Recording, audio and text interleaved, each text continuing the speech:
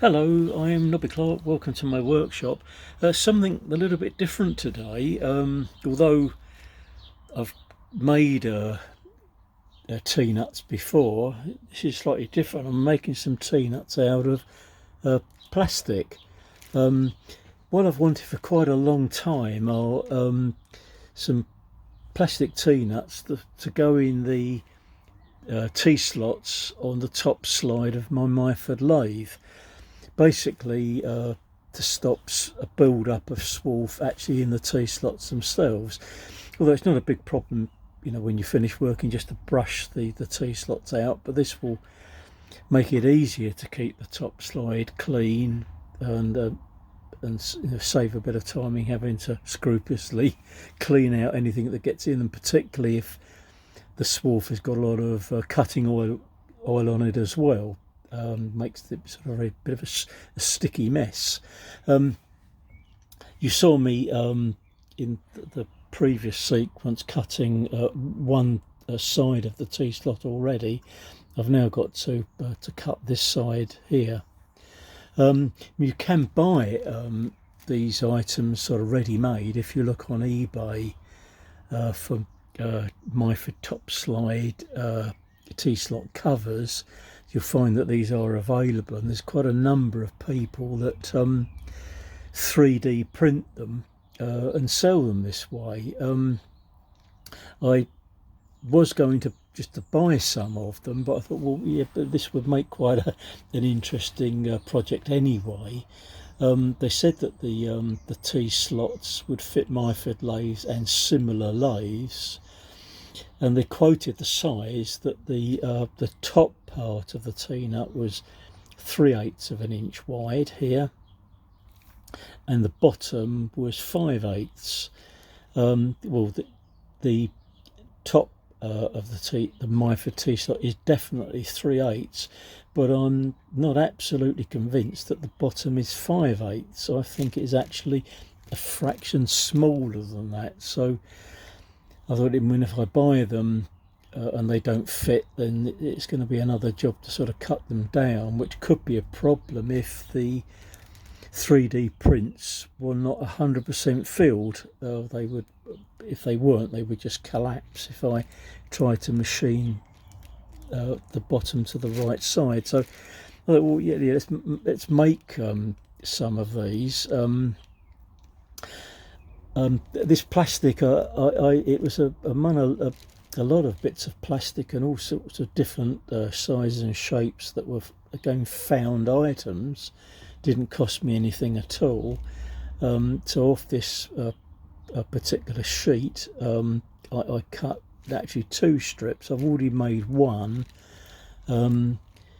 which actually wasn't a great success. I had to sort of do a lot of fettling to get it to fit the tea slot, and it is quite tight. So this time round I've made what I hope are some much more accurate measurements to get this the right size. So I'm going to machine this side down and sort of hope for the best that I've got it absolutely right this time. I've set this up on some parallels, and I've left the parallel this side, this one, a little bit further in, so I've got a little bit of space here to make a measurement to get the final little part of the tea slot at the right thickness. Well, anyway, I did show a lot of machining on that side. I can just show you a little bit this side, but I don't want to bore you with too much of this, but I'll just show a little bit. What I have actually done is to try and confirm I get the right width at the top. Because this is black, I've put some white pencil across here, and I did make some marks this side, and I've made some marks that side as well. But if you watch the previous bit, as you're machining this, you build up a huge burr on the top, so I couldn't actually see it. But once I'd scraped that burr off, I just used a razor blade to do that. That seemed to be the easiest tool to get that off, just to cut through it. I think I've got it on the line there, so I'll cut this side and we'll see what happens. Anyway, I'll just show you a bit of this, and then I can bring you back basically when it's finished and if it fits.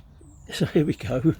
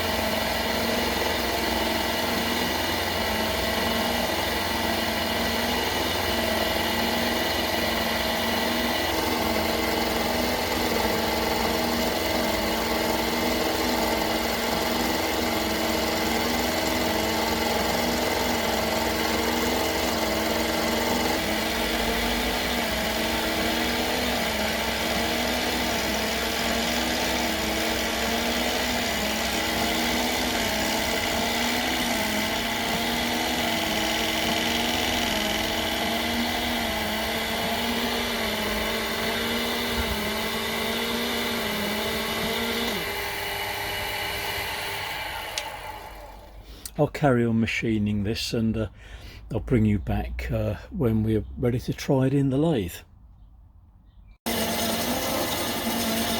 This is the final cut, which I hope will bring it to size correctly.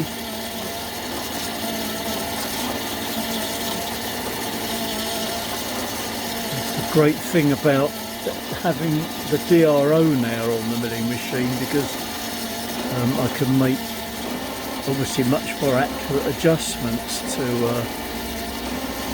any sort of width and depth cuts that I need to do now. It would have been very, very difficult to have done as easily without the DRO.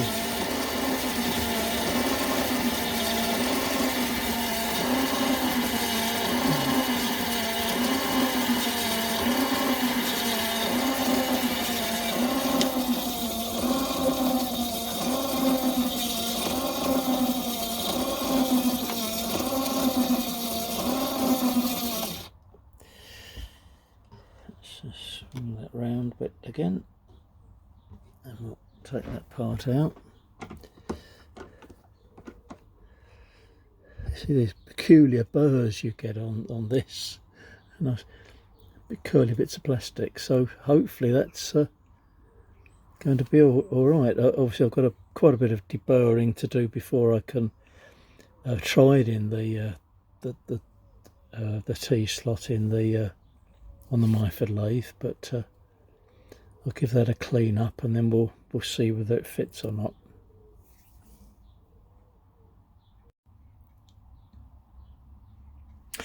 I've given the part a bit of a deburr all round. It's the most peculiar material.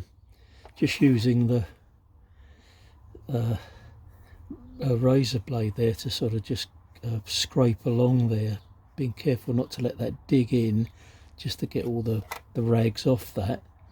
But you can, I don't know if you can see, it does, as well as cutting it, it sort of melts the plastic as well. No idea what this material was. This is part of the sheet that it came off. It was only a tiny bit of material, and I cut 2 strips off this to make 2 of these. There's always a bit left I could always make another one if need be, because there was another couple of little short T-slot parts on the opposite side of the top slide that I could fill in as well. Obviously this would have probably been a lot easier to have made on a 3D printer, I guess. Once you've got the program set on that, you can just run off as many of these as you like, really. But I don't have a 3D printer. Another thing I suppose that would be nice to have, but machining this I think was probably a lot more fun than having a 3D printer running for goodness knows how many hours to print one of these out. No idea really how long it would take. I suppose if it's printed with not 100% infill, with a lower amount of infill, because these obviously haven't got to bear any weight at all. It's purely to fill the T-slots, so it wouldn't matter if they're completely hollow inside at all. But anyway, let's move over to the Myford lathe and see if these will actually fit. If they don't, you won't see this video.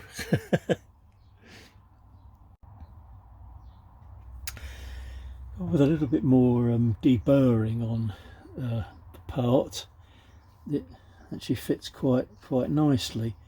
Slightly better fit on this one than the one I had on this side. That one is actually very tight, which doesn't matter. Doesn't matter if it's tight. It has actually loosened up a little bit since I made it, sliding it in and out. Obviously, being a little bit longer, this one was obviously the same length as this when I machined it. I cut a piece off here, and I've popped part of it in here as well. Just cut that to length so that goes through and meets the bolt underneath here, the bolts which you're able to turn the top slide round, so that will stop any swarf getting well, some of it getting under here. Problem is that on this side and that side, that where you're throwing quite a lot of swarf around, it drops through. I don't know if you can see that, drops through the top of this sort of semicircular slot that this swings round in. Can't do an awful lot about that. I mean, generally I can sort of suck that out, most of it out, with a vacuum cleaner, but this is all going to help. The only option I suppose would be putting something over the top here to stop that, but the point of this exercise was to fill these two slots, and with a little bit left over to go in here as well. If you buy these ones which have been 3D printed, they sell them in different quantities, 3, 4, 5 and so forth, because this lathe, the Myford ML7R, has the short top slide. The Super 7 has a much longer slide, I think, with an additional slot. So with that lathe you would need at least 4, so you could fill the slots here and then have one left over to fill, to cut down to fill in here. Normally the ones I've seen on eBay are just supplied like this basically, which just hold in, but I've noticed that one seller is supplying them with a little screw that goes through here, so that if they are a bit loose you can tighten the screw down just to lock them in place. I'm hoping that these will work without having to worry about that, but obviously if I find that there's a problem, I could always drill and tap these to put perhaps a little brass screw through the back here just to hold them in position, but that may not be necessary. So I'm quite pleased at the outcome. It was a very, very strange material to machine on the milling machine, and when I've machined plastic on the lathe as well, because it's not only cutting, it's melting the plastic a bit as well. Now this is obviously a bit different to a proper machinist plastic, which does machine very, very nicely. This gives you sort of a bit of a rough finish, but that doesn't matter. So quite happy with that. So that really winds up this little video. So hopefully overall this is going to be a much shorter video than the last few that I've put on my channel, which have been rather long, but it showed obviously a lot more machining. So just a quick little job in the workshop, again a sort of a one-day project, if you like. Anyway, thanks for joining me in the workshop, and thanks again to all the subscribers to the channel, and I hope to have another interesting video for you very, very soon. Bye for now.